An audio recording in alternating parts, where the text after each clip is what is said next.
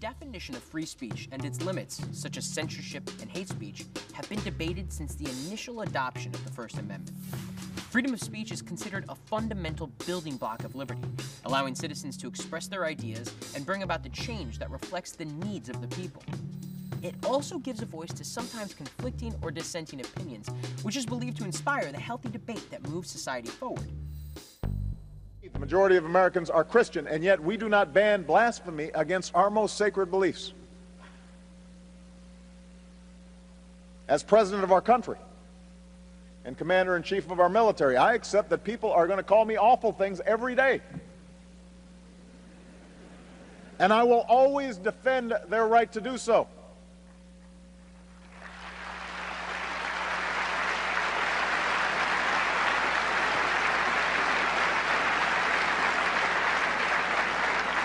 Americans have fought and died around the globe to protect the right of all people to express their views, even views that we profoundly disagree with. We do not do so because we support hateful speech, but because our founders understood that without such protections, the capacity of each individual to express their own views and practice their own faith may be threatened. We do so because in a diverse society, efforts to restrict speech can quickly become a tool to silence critics and oppress minorities. We do so because, given the power of faith in our lives and the passion that religious differences can inflame, the strongest weapon against hateful speech is not repression, it is more speech. The voices of tolerance that rally against bigotry and blasphemy and lift up the values of understanding and mutual respect. At Yale University, a faculty member is yelled at by students. It is not about creating an intellectual space. It is not. Do you understand that? It's about creating a home here. The reason? His wife, also a Yale instructor, had suggested students should be free to wear any Halloween costume they choose, even if slightly offensive. A month later, the teacher resigns. Get this reporter out of here! At the University of Missouri, Don't push me, man. Don't push me! students and faculty try to stop a student reporter from covering their protest. This is the First Amendment that protects your right to stand here, protects mine. Let's be clear, Shapiro is not welcome here! And at the University of California at Berkeley, when conservative commentator Ben Shapiro showed up to speak, there were multiple arrests, the school on virtual lockdown, and more than $500,000 was spent on security. Even comedian Bill Maher faced student calls to cancel his Berkeley commencement address, in part because he'd made jokes about Islam. Whoever told you you only had to hear what didn't upset you? But at campuses around the country, some speakers were disinvited or simply backed out in the face of student opposition. Former Secretary of State Condoleezza Rice, head of the International Monetary Fund Christine Lagarde, rapper and actor Common. It's got a lot of people asking, what is going on? I don't agree that you, when you become students at colleges, have to be coddled and protected from different points of view. Much of the world, considered to be a basic human right that millions have fought and died for. But now we may be in danger of losing it. And this right isn't being taken away by an oppressive external enemy, but by an electronic generation who value political correctness and subjectivity over freedom of speech. In institutions across the globe, words are being banned.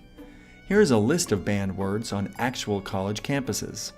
Universities are now coming out with speech guides to create an atmosphere where no one can be offended and all words and phrases are politically correct. Ironically, the term politically correct is on there too. Some words and phrases have been banned completely, while many more words have been labeled problematic.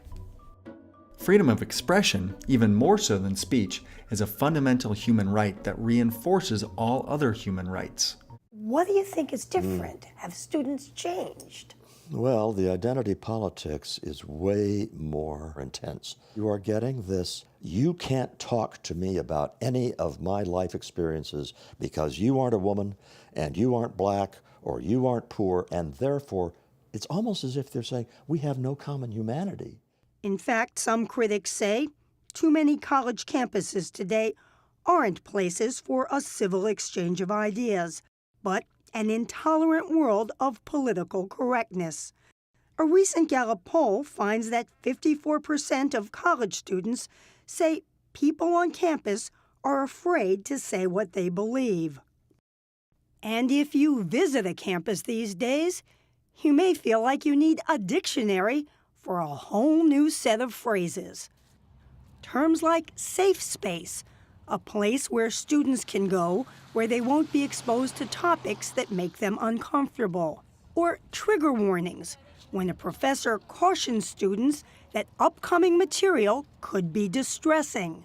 There's a kind of category or definitional confusion that takes place in the public debate about this, which makes it hard to articulate with clarity what it is colleges and universities are trying to do. And so, I mean, I do think there's a difference between talking about this in terms of freedom of inquiry and the pursuit of ideas and the constitutional right to free speech. There's a deep commitment to freedom of inquiry on colleges and college and university campuses that is distinctive and special, and that, yes, builds on this notion of constitutional free speech, but is analytically distinguishable from it. And if you talk about inquiry in that way, so inquiry and speech are different, an idea is different from an epithet, and self-governance, as Carla said, self-governance and the demand for autonomy and freedom brings with it a responsibility for the public sphere that you are creating on your campus. And so how do we have a conversation about what that means and invite the students and faculty and everyone else into helping us figure that out? What kind of public sphere are we creating? What kind of public sphere do we wish to create? You know, can we make a distinction between an idea or an argument and an epithet? I say to my kids, if it's not refutable, it's not an argument. Right? If I can't refute it, it's not, and I use the old Saturday Night Live example, Jane, you ignorant slut, it's not an argument. It's an epithet, it's a name calling. Great ideas can never thrive in a vacuum.